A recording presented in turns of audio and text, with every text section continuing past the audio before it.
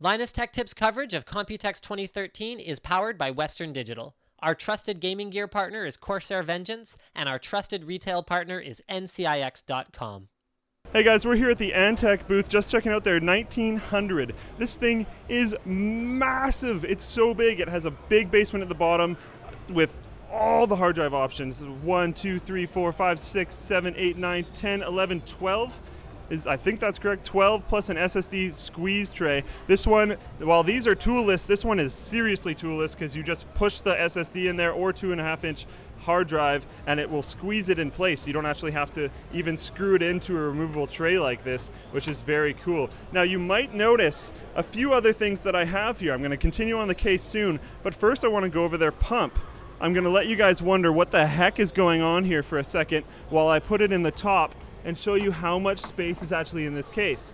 So as you can see, the radiator just kind of disappears because there's an inset in the top where you can actually have radiators or fans, and they kind of disappear in the case, which is very cool. Now to explain what the heck is going on with this guy. Not quite yet. We're going to jump down here just to troll you guys a little bit. This light right here, as you can see, is not on, but while it's in your case, will be representative of the temperature of your CPU. So it's white if there's nothing really going on, and it's red if your CPU is about to explode, which is nice because if you have a window on your case like the 1900, you can constantly see if you're going to have any problems. I know some people don't have monitoring running while they're in games or other things, so that could help you.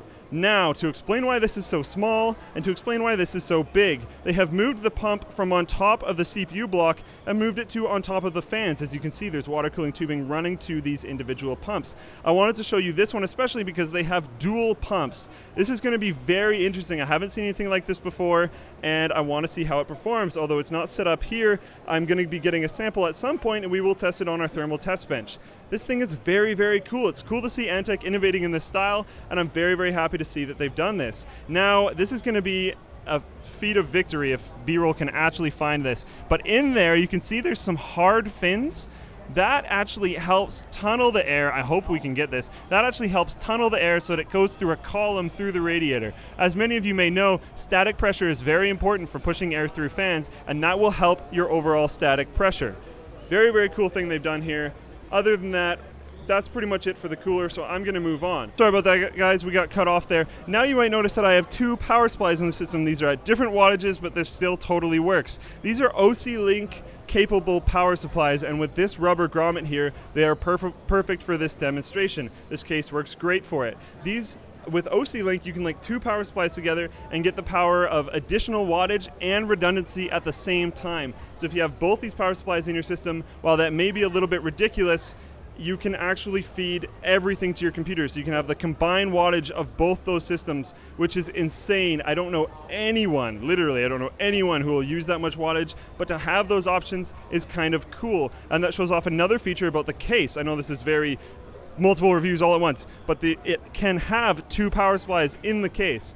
Now another thing, if we go up, you'll notice that there's green features at the back of this case. Also, the bezel around the front is also green. This green matches very, very well with the green LED lighting on 780 and stock 770s as well as Titan. So if you have a stock cooler on any of those cards, this case will go incredibly, incredibly well with it. They're thinking about releasing other color options for this case that will be aftermarket, so you can replace the stuff in it, like these, the rubber grommets, not rubber grommets, the things that you put your screws through. I can't think of it right now, but it's not a big deal. Right here to just have it color code with your case. So that and the front, we're just going to scoot over to the front here real quick.